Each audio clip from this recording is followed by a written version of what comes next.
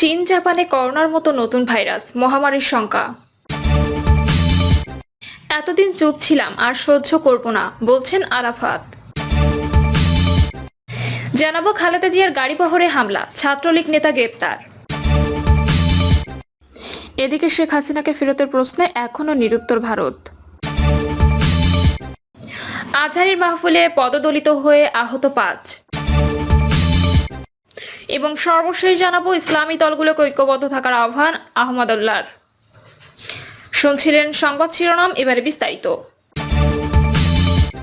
চীন জাপানে করোনার মতো নতুন ভাইরাস মহামারীর শঙ্কা। করোনার মতোই নতুন ভাইরাস দ্য হিউম্যান মেটানিউমো ভাইরাসের প্রাদুর্ভাব বেড়েছে চীন ও জাপানে। ইনফ্লুয়েঞ্জা ধাঁচের এই ভাইরাসে এরই মধ্যে আক্রান্ত হয়েছে অনেকে। ভাইরাসটি করোনার মতোই ভয়াবহ আকার ধারণ করতে পারে বলে সতর্ক করেছে স্বাস্থ্য বিশেষজ্ঞরা। বিশেষজ্ঞদের অনেকের শঙ্কা 2025 সালে আবার করোনার মতো নতুন কোনো মহামারীর উদ্ভব হতে পারে।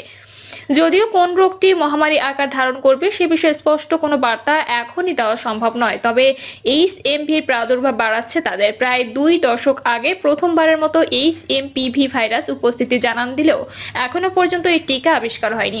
চিকিৎসকেরা বলছেন, করোনা মোকাবিলায় যেসব সতর্কতা নেওয়া হয়েছিল একই পদক্ষেপে এই ভাইরাসও প্রতিরোধ করা সম্ভব।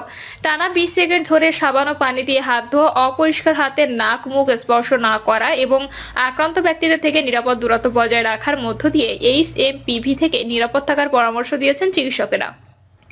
যুক্তরাজ্যের সাউদাম্পটন বিশ্ববিদ্যালয়ের গবেষক মাইকেল হেড বলেন, আরও একটি মহামারীর আশঙ্কা করা হচ্ছে, তবে এখনো কোনো রোগটি মহামারী আকার ধারণ করবে সেটি নিশ্চিত না বলে আগাম মহামারীর নাম দেওয়া হয়েছে ডিজিজ এক্স। চীনের সামাজিক যোগাযোগ মাধ্যমে পোস্ট করা কয়েকটি ভিডিওতে দেখা যায়, করোনার সময় হাসপাতালে যেভাবে ভিড় তৈরি হয়েছিল একই পরিস্থিতি তৈরি হয়েছে এইচএমপিভির প্রাদুর্ভাবেও। একই অবস্থা দেখা যাচ্ছে জাপানেও। দেশটির সংবাদ মাধ্যম বলছে, চলতি মৌসুমে দেশটিতে ঠান্ডাজনিত সংক্রমণ ছড়িয়েছে 7 লাখেরও বেশি মানুষের মধ্যে। সবচেয়ে ঝুঁকিতে আছে শিশু ও বয়স্ক ব্যক্তিরা। বিশেষ করে আগে যাদের শ্বাসকষ্টজনিত সমস্যা ছিল তারা নতুন এই ভাইরাসের আক্রমণে নাজুক অবস্থায় আছেন। জ্বর, নাক বন্ধ, কাশি বা শ্বাসকষ্টের মতো সাধারণ ঠান্ডাজনিত সমস্যা নিয়ে শুরু হলেও পরবর্তী সময় এই ভাইরাসের সংক্রমণে হাসপাতালে ভর্তি হওয়ার মতো পরিস্থিতির সৃষ্টি হতে পারে। অনেক সময় সংক্রমণের তীব্রতা ব্রঙ্কাইটিস, নিউমোনিয়া, অ্যাজমা বা কানে ইনফেকশনের মতো সমস্যা সৃষ্টি করতে পারে। এতদিন চুপ ছিলাম আর সহ্য করব না, বলছেন আরাফাত। সাবেক তথ্য ও সম্প্রচার প্রতিমন্ত্রী মোহাম্মদ আলী আরাফাত বলেছেন, আমরা প্রথমে চুপ ছিলাম, পরে ধীরে ধীরে আমাদের বক্তব্য দিতে শুরু করেছি। এখন আমরা বলছি যে কিছু টেকনিক্যাল সমস্যা এবং প্রতিবন্ধকতা রয়েছে, তবে আস্থা রাখছি সবকিছু ঠিক হবে। সম্প্রতি একটি টক শোতে এসব কথা বলেন তিনি বলেন, আওয়ামী লীগ ছিল, আছে এবং থাকবে। আওয়ামী লীগের পরবর্তী ধাপে গুরুত্বপূর্ণ কাজগুলো হবে বিশেষত জনগণের স্বার্থে। সরকারে থাকাকালীন নিজেদের ভুল স্বীকার করে সাবেক এই প্রতিমন্ত্রী বলেন, আমরা অবশ্যই আমাদের দায়ও স্বীকার করি। যখন আমরা সরকারে ছিলাম তখন আমাদের অনেক ভুল ছিল, সেগুলো আমরা স্বীকার করেছি এবং সেগুলোর প্রতি আলোচনা চলছে। এখন আমাদের উদ্দেশ্য হলো ভবিষ্যতে এসব ভুল থেকে শিক্ষা নেওয়া এবং এগুলো যাতে পুনরায় না হয় সে বিষয়ে কাজ করা।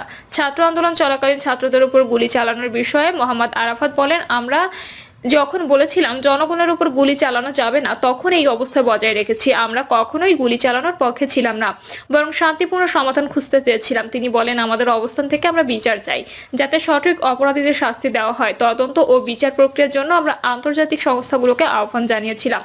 আমরা আহতদের পাশে দাঁড়িয়েছিলাম এবং তাদের চিকিৎসার জন্য প্রয়োজনীয় ব্যবস্থা গ্রহণ করেছিলাম। তিনি বলেন, সমস্ত হত্যাকাণ্ডের বিচার হতে হবে। আমরা চাই বিচার হোক সঠিকভাবে, যাতে প্রকৃত দোষীরা শাস্তি পায়। জাতিসংঘ সহ অন্যান্য আন্তর্জাতিক সংস্থাগুলোর সহযোগিতায় আমরা যেটা চেয়েছিলাম সেটা এখনো সম্পূর্ণ হয়নি, কারণ সরকারি পক্ষ থেকে যথাযথ পদক্ষেপ নেওয়া হয়নি। যেসব অভিযোগ ওঠে তাদের যথাযথভাবে তদন্ত করা উচিত এবং তাদের বিরুদ্ধে সঠিক বিচার নিশ্চিত করা উচিত। এসব বিষয় নিয়ে আমরা চুপ থাকতে পারি না, কারণ সঠিক বিচার নিশ্চিত করতে না পারলে সাধারণ জনগণের মধ্যে অস্থিরতা থাকতে পারে। তিনি আরো বলেন, আমরা সরকারের দায় ও দায়িত্ব স্বীকার করেছি, কিন্তু জাতি ও জনগণের কাছে আমাদের আবেদন যে কোনো ভুলের বিচার করা হোক এবং জাতি যেন সঠিকভাবে বিচার পায়। শেখ হাসিনাকে ফেরতের প্রশ্নে এখনো নিরুত্তর ভারত। বাংলাদেশের সাবেক প্রধানমন্ত্রী শেখ হাসিনাকে ফেরত প্রদানের ব্যাপারে নতুন কোনো তথ্য নেই ভারতের পররাষ্ট্র মন্ত্রণালয়ের কাছে। মন্ত্রণালয়ের মুখপাত্র রণদীপ জয়সওয়াল সাংবাদিকদের এক প্রশ্নের উত্তরে এই ইস্যুতে ভারতের অবস্থান স্পষ্ট করার চেষ্টা করেছেন।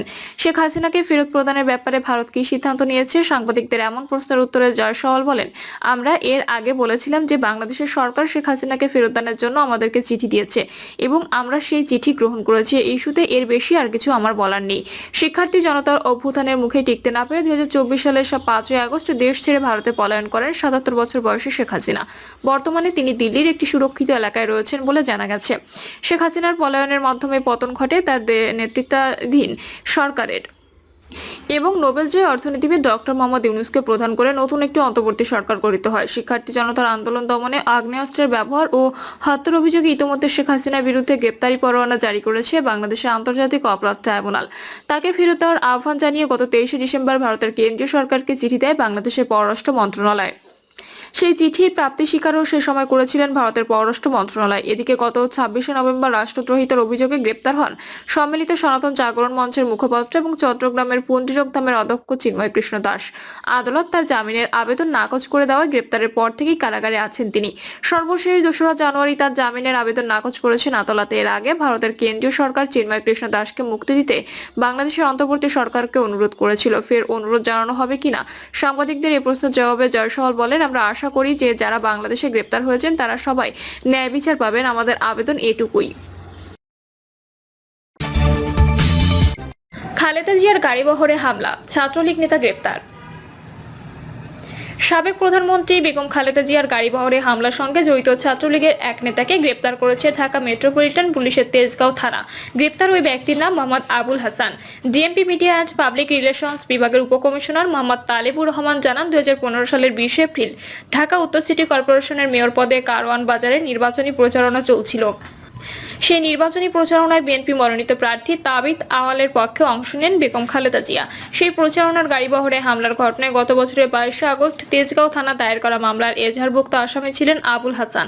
গ্রেপ্তার করা ব্যক্তি তেজগাঁও থানা ছাত্রলীগের সিনিয়র সহসভাপতি। গ্রেপ্তার আবুল হাসানের বিরুদ্ধে পরবর্তী আইনানুগ ব্যবস্থা নেওয়ার বিষয়টি প্রক্রিয়াধীন রয়েছে বলেও জানান তালেবুর রহমান। আজহারীর মাহফিলে পদদলিত হয়ে আহত 5। যশোরে প্রখ্যাত ইসলামী স্কলার ডক্টর মিজানুর রহমান আজহারীর মাহফিলে গিয়ে পদদলিত হয়েছে, অন্তত 5 জন আহত হয়েছে। রাতে শহরতলি পুলেটহাটের আদ্দিন সকিনা মেডিকেল কলেজ হাসপাতালের চত্বর ও আশপাশ এলাকায় তারা পদদলিত হন। আহতদের যশোর জেনারেল হাসপাতালে ভর্তি করা হয়েছে। শুক্রবার রাত 10টার দিকে তথ্য নিশ্চিত করেছেন হাসপাতালের আবাসিক মেডিকেল অফিসার বজলুর রশিদ। প্রত্যক্ষদর্শী ও আহতরা জানান, শুক্রবার রাতে মাহফিল স্থলের প্রধান ফটকের সামনে যশোর বেনাপোল মহাসড়কে অতিরিক্ত মানুষের সমাগমে বন্ধ হয়ে যায় চলাচল। এ সময় সড়কের উপরে মানুষের ভেতরে আগে যাওয়া আসাকে কেন্দ্র করে হট্টগোল শুরু হলে ধাক্কাধাক্কিতে অনেকেই পড়ে যান। এতে পদদলিত হয়ে অনেকে আহত হন। এ সময় আহতদের স্থানীয়রা উদ্ধার করে বিভিন্ন হাসপাতালে ভর্তি করা হয়। এদিকে ঘটনার পরে সামাজিক যোগাযোগ মাধ্যম ও মাহফিলের দায়িত্বরত স্বেচ্ছাসেবীরা জানায়, অন্তত 30 জন আহতের ঘটনা ঘটেছে। সামাজিক যোগাযোগ মাধ্যমে একাধিক মৃত্যুর খবরও রয়েছে। যদিও বিষয়ে যশোর কোতোয়ালি মডেল থানার পুলিশ ও হাসপাতাল কর্তৃপক্ষ এই তথ্যের সত্যতা নিশ্চিত করতে পারেনি। এ বিষয়ে যশোর জেনারেল হাসপাতালের আবাসিক মেডিকেল অফিসার বজলুর রশিদ বলেন, মাহফিলে আহত 5 জন যশোর জেনারেল হাসপাতালে ভর্তি হয়েছে। কোতোয়ালি থানার ওসি আব্দুর রাজ্জাক বলেন, হতাহতের তথ্য এখনো নিশ্চিত হতে পারেনি। এদিকে আদ্দিন ফাউন্ডেশন আয়োজিত 3 দিনব্যাপী তাফসিরুল কোরআন মাহফিলের শেষ দিনে ধর্মপ্রাণ মুসল্লিদের ঢল নামে। বিশেষ করে আন্তর্জাতিক খ্যাতিমান বক্তা মিজানুর রহমান আজহারীর আসর খবরে মাহফিল প্রাঙ্গণে কয়েক লাখ মানুষের সমাগম ঘটে। শুক্রবার সকাল থেকে শীত উপেক্ষা করে মানুষ জমায়েত হয়। বিকেল থেকে মাহফিল স্থান ছাপিয়ে সড়ক মহাসড়কেও শিশু, নারী, পুরুষের ঢল নামে।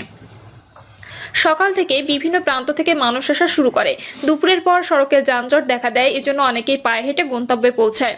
সব সড়কে ঢেউ গিয়ে মিশে পুলেরহাটে। এদিন সন্ধ্যায় আস-সুন্নাহ ফাউন্ডেশনের প্রতিষ্ঠাতা চেয়ারম্যান শায়েখ আহমদুল্লাহ বক্তব্য রাখেন।